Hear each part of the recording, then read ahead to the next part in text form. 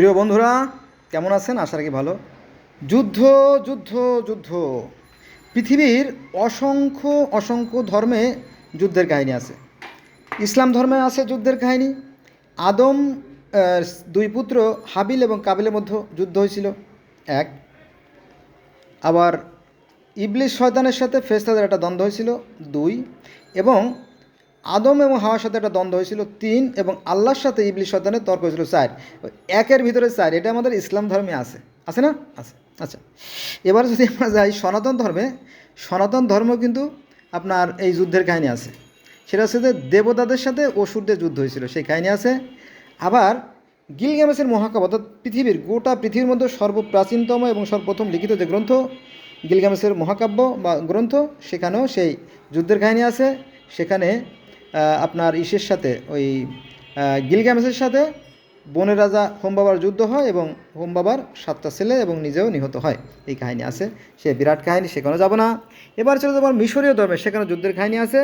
মিশরীয় ধর্মে সেই স্বর্গের রাজা যিনি, স্বর্গের দেবতা যিনি রা, তিনি যে মাটি দিয়ে মানুষ তৈরি করলেন, প্রথম মানব সু এবং তোপনাথ, তাদের ঘরে আবার 5টা সন্তান ছিল, ওসাইরিস, আইসিস, সেপ, নেপথিস, আনুবিস, 5জন। তো এদের মধ্যে ওই দুই ভাইয়ের মধ্যে ক্ষমতা নিয়ে যুদ্ধ শুরু হয়, অর্থাৎ সে তার ভাই ওসাইরিসকে হত্যা করে। এটি নিয়ে বিশাল কাহিনী, বিশাল সালিসি মামলা মকদ্দমা, অনেক কাহিনী সেখানে আছে, সেখানে আমরা যাব না। এরপরে আমরা যাব গ্রিক ধর্ম বা রোমান ধর্ম। সেখানেও ওই যুদ্ধের কাহিনী আছে। আপনারা জানেন যে সেখানে টাইটানদের সাথে অলিম্পিয়ানদের যে যুদ্ধ, এই যুদ্ধ বিশ্বজোড়া একটা কাহিনী, যেটা অনেকেই জানে। সেখানে এই যে আমাদের প্রতি 4-5 বছর পর যে অলিম্পিয়ান যে প্রতিযোগিতা হয়, সারা বিশ্বের মানুষ সেখানে গ্রিসে সম্মিলিত হয়। এটা মূলত একটা ধর্মীয় একটা অনুষ্ঠান, কিন্তু এই সে অলিম্পিয়ান যে গেমসটা, এটা মূলত ধর্মীয় অনুষ্ঠান। এটা সেই গ্রিসের ধর্ম থেকেই আসছে, গ্রিস এবং রোমান ধর্ম থেকে আসছে আর কি, এটা আর কি। এবার যদি আমরা আজ থেকে 5,000 বা 6,000 বছর আগে যেই পার্সি ধর্মে যাই, তো সেখানেও কিন্তু যুদ্ধের কাহিনী আছে। সেখানে আপনার ওই যে আংরা মাইনু এবং আহার মাইনু যে দুইটা শক্তি, এই দুইটা শক্তির সাথে যে সংঘাতের কথা সেটা বলা আছে। বোঝা গেছে সেটা এরকমই। হ্যাঁ, তারপরে পৃথিবীর আরও আরও বহু বহু বহু ধর্ম এগুলো আছে। তো একটা বিষয় নিয়ে আমি আলোচনা করি, সেটা হচ্ছে সনাতন, যেটা আমরা জানি না। সনাতন ধর্মের যে যুদ্ধের কাহিনীটা, সেটা এরকমটি যে ঈশ্বর স্বর্গ এবং মর্ত পৃথিবী রচনা করলেন। দেবতারা স্বর্গেই ছিলেন, আর অসুর যম তাদের জন্য আলাদা আলাদা জগৎ আছে, সেখানে তারা অবস্থান করে। কিন্তু এই যে দেবতারা দেবতারা দীর্ঘদিন স্বর্গে অবস্থান করতে করতে করতে করতে করতে তারা একসময় অলস হয়ে যায়, তাদের কর্মক্ষমতা হ্রাস পায়, অর্থাৎ কমে যায়। তখন ওই সুযোগে অসুরেরা স্বর্গ আক্রমণ করে বসে। বোঝা গেছে? এই দুর্বলতার সুযোগে অসুরেরা স্বর্গ আক্রমণ করে বসে। হ্যাঁ, আর পালাবি কোথায়? এই নিয়ে প্রচণ্ড যুদ্ধ শুরু হয়ে যায়। যুদ্ধ হলে পরে এই দেবতারা তাদের প্রাণ রক্ষার জন্য বিভিন্ন পাহাড়ে, বনে, জঙ্গলে পালাই যায়। ঠিক আছে? এগুলো কিন্তু বেদে আছে। তো বনে জঙ্গলে পালাই গেলে এবং আপনার এই খবর, যিনি স্বর্গের রাজা, যিনি ইন্দ্র, তিনি এই খবর পান। খবর পেলে সেই স্বর্গের বার্তা আবার ঈশ্বরের কাছে, অর্থাৎ ভগবানের কাছে, যে নালিশ করে যে হে ভগবান, ঘটনা তো ঘটে গেছে, স্বর্গে যে যুদ্ধ লেগে গেছে দেবতার ওষুধের সাথে, কি করা যায়? বলে কি ঘটনা ঘটছে? তখন ঘটনা সব খুলে বলল যে এই ঘটনা। তখন বলো যে আচ্ছা ঠিক আছে, দেবতারা দীর্ঘদিন অলস পড়ে আছে, তো এই জন্য ওদের শক্তি ক্ষয় হয়ে গেছে। একটা কাজ করো, ওই ক্ষীর সাগরে মন্থন উঠবে, অর্থাৎ ঢেউ উঠবে, আর সেখানে অমৃত অমৃত বের হবে। তো সেই অমৃতটা তুমি কৌশলে দেবতাদের খাওয়াই দেবা। ঠিক আছে? কারণ অসুরা তো চায় যে স্বর্গে থাকতে, কিন্তু আসলে তো সেখানে তো কর্মফলের দরকার আছে, তাদের কর্ম নাই, ভালো কর্ম নাই, কিন্তু তারা ক্ষমতা বলে হয়তো ওষুধ করে স্বর্গ দখল করে বেলাইছে, কিন্তু আসলে তো তার কর্ম নাই, তাই না? এই জন্য সেখানে থাকা যাবে না। যেহেতু দেবতাদেরকে ঈশ্বর স্বর্গে থাকার জন্য ব্যবস্থা করছেন, কারণ তাদের পুণ্য আছে, ভালো কাজ আছে। তো যাই হোক, তারপরে সেই সাগরে যখন মন্থর ওঠে, এক পর্যায়ে নাগ, বাসুকি নাগ, এই সাপকে দড়ি হিসেবে ব্যবহার করা হয়।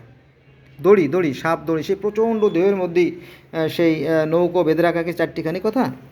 তো যাই হোক, এক পর্যায়ে যখন এই অমৃত ওঠে, তখন অসুরা তো স্বর্গ পেতে বসে আছে, তাদের তো মনে ধারণা যে আমরা এই অমৃত খাবো, এই অমৃত খেয়ে আমরা অমরত্ব লাভ করব। তাদের মনে মনে সুখ, হ্যাঁ, মনে মনে সুখ। কিন্তু ঈশ্বর তো আর হুট করে কিছু একটা করতে পারে না, তাই না? এটা বড় সূক্ষ্ম ব্যাপার। তো তারপরে এক দেবীকে দেন, নির্দেশ দেন, তুমি করবা, তুমি একটা অনুষ্ঠান করবা, নাচা গানার অনুষ্ঠান। সেই নাচা গানার অনুষ্ঠান যখন অসুরেরা যখন মাতাল অবস্থায় থাকবে, তখন ঠিক ওই মুহূর্তে তুমি এই অমৃতগুলো দেবতাদেরকে খাওয়াই দেবা, দেবতাদের খাওয়াই দিবা। তো ঘটনা তাই ঘটল। যখন অনুষ্ঠান চলতেছিল, তখন অসুররা তো নিশ্চিত যে আর আমরা ক্ষমতায় আছি, আমরা ছাড়া আর কে ক্ষমতায় আসবে, ক্ষমতায় কাউকে আসতে দেবো না, হ্যাঁ, অমৃত আমাদেরই, অমৃত খেয়ে আমরা আরও অমর হয়ে যাব। কি উল্লাস, কি আনন্দ, তাই না? যেমন এখানে একটু কথা বলে নেই, সেটা হচ্ছে যে আমাদের দেশে দেখবেন যে যখন রাজনীতিবিদরা ক্ষমতায় যায়, তখন কিন্তু এই ধরনের, তারা বেহুশ হয়ে যায়, হ্যাঁ, তাদের হুঁশ থাকে না, অপকর্ম করতেই থাকে, অপকর্ম করতে থাকে। কথাটা মুখ দিয়ে চলে আসলে যখন দেখেন যে প্রধানমন্ত্রী শেখ হাসিনা নিজে একজন ভালো নেত্রী, এটা আমরা মানি, কিন্তু ওনার যে অপকর্ম সেটা কিন্তু সীমাহীন। যেমন ওনার ছেলে ছবি জয়, উনি আমেরিকাতে কিন্তু অসংখ্য বাড়ি গাড়ি করছে, জানেন তো, তাই না? এটা আমি একা বললে হবে না, বিশ্বের সবাই জানে, যদিও আমেরিকা সেটা কেড়ে রাখছে।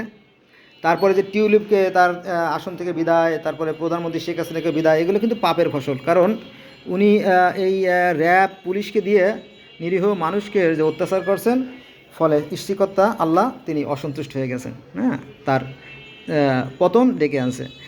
আবার খালেদা জিয়ারও পতন ডেকে আছে। আবার খালেদার ছেলেও কিন্তু কম না। গত 2005 সালে, আজকাল 25 সাল, 20 বছর আগে আমি টাঙ্গাইল বাস স্টেশন থেকে ময়মনসিংহ যেতাম, বুঝছেন তো। এই মামুন, তারেকের বন্ধু মামুন, সে দেখলাম যে 45টা গাড়ি একবারে নামাইছে এভাবে, হ্যাঁ, শত শত গাড়ি। তো একটা গাড়ির পিছনে যে 1 কোটি টাকা খরচ আছে, এগুলো কোথায় আসে টাকা, তাই না? এরাও কিন্তু চোর, যারা ক্ষমতায় যায় এর সবই প্রায় চোর। দুই একজন ভালো লোক আছে, দেশের কল্যাণ কেউ চায় না, সবাই চুরি করে আর কি। যাক, তারপরে কোকো লঞ্চ মঞ্চ হ্যান ত্যান। আবার যারা ক্ষমতা এখন যাচ্ছে, এরাও কিন্তু চুরি করবে, এরাও কিন্তু লাঠিসর খাইয়ে এরাও আবার বিদায় নেবে, আর আমরা খালি বসে বসে খেলা দেখবো, ঠিক আছে? যাক, কথা প্রসঙ্গে অনেক দূর চলে আসলাম। তো ওই যে আপনার দেবতারা, দেবতারা তো বোকা সেজে গেছে। কি এরম ঘটনা তো এর আগে ঘটে নাই, হ্যাঁ, হুট করে অসুরেরা আক্রমণ করে বসলো, তারা যার যার জীবন নিয়ে পালাই গেল, পাহাড়ে, পর্বতে, গুহায়, নদীতে। তো এক পর্যায়ে ঈশ্বর তো দেখলেন এবং তিনি বললেন যে আচ্ছা, এটা ব্যবস্থা করো।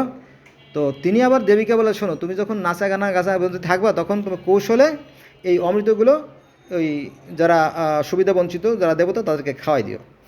তো সেই ঈশ্বরের নির্দেশ অনুযায়ী এই দেবী কী করলো, সেই অমৃত সেই ইদাকে খাওয়াই দিল, ওই যে দেবতাদের খাওয়াই দিল। পরে তারা আবার পূর্ণ শক্তিতে বলিয়ান হলো।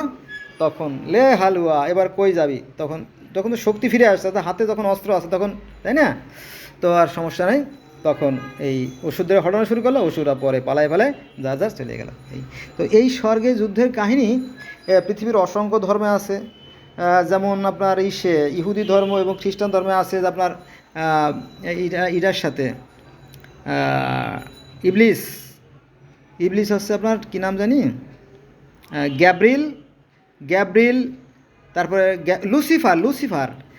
আমরা যাকে বলি, আমরা মুসলমানরা যাকে বলি ইবলিস শয়তান, ইহুদি খ্রিস্টান তাকে বলে লুসিফার, আর হিন্দু ধর্মে অর্থাৎ সনাতন ধর্মে বলা হয় পিশাচ বা যম। যম অবশ্য প্রাণ নাশ করে মানুষের, আর যম হচ্ছে নরকের ফেরেশতা। ওই পিশাচ মানে অসুর, খারাপ। তো এই খারাপ দিক ভালো দিক, এটা আসলে একটা খেলা, সৃষ্টিকর্তার খেলা। ওই একই কাহিনী পৃথিবীর বিভিন্ন ধর্মে অত ভিন্ন ভাষায় ভিন্নভাবে বর্ণনা করা হয়েছে, কিন্তু মূল বিষয়গুলো কিন্তু এক এবং অভিন্ন, বোঝা গেছে? আবার আপনি যদি ইসে যান ওই আফ্রিকার ডগন ধর্ম, ফান ধর্ম, লুলু ধর্ম, জুলু ধর্ম, এরকম শুধু আফ্রিকাতে যে 300-400 ধর্ম আছে, এখনও ক্ষুদ্র ক্ষুদ্র নৃগোষ্ঠী, ছোটো ছোটো ধর্ম এখনও বেঁচে আছে, যেটা আমাদের ধর্মগোড়াইরা, আমাদের ধর্ম ব্যবসায়ীরা এটা কিন্তু বলে না, কারণ তাতে তাদের ব্যবসার ক্ষতি হতে পারে, এই জন্য বলে না, কিন্তু এখনও কিন্তু টিকে আছে। যেমন আমেরিকাতে অ্যাজটেক ধর্ম আছে, ইনকা ধর্ম আছে, হ্যাঁ, ডগন ধর্ম আছে, হ্যাঁ, তারপরে আফ্রিকার রাস্তাফারাজিয়ান ধর্ম আছে, অনেক ধর্ম আছে। তো সেখানেও এই ধরনের যুদ্ধের, মারামারির কাহিনী আছে, জানেন, বা ভালো মন্দের কাহিনী আছে। সেটা আবার কেমন, সেটা হচ্ছে যে অতীতে, অর্থাৎ বহু আগে স্বর্গ এবং পৃথিবী একসাথেই ছিল, একসাথেই ছিল। চামড়া রশি দিয়ে মানুষেরা পৃথিবীতে কাজকর্ম করার পরে স্বর্গে গিয়ে তারা আরামায়েশ করতো, এরকম ছিল। তো একদিন একজন বালিকা ওই সরগম দানা পিষতেছিল। ও দেখলো যে এদিকে সন্ধ্যা হয়ে যাচ্ছে, স্বর্গের অনুষ্ঠান শুরু হয়ে যাবে। ও তাড়াতাড়ি হাত ভালো করে পরিষ্কার না করে সেই স্বর্গের সিঁড়ি বেয়ে চামড়া সিঁড়ি বেয়ে স্বর্গে চলে যায়। চামড়া সিঁড়ি বেয়ে যখন স্বর্গে চলে যায়, তখন ওই যে ওই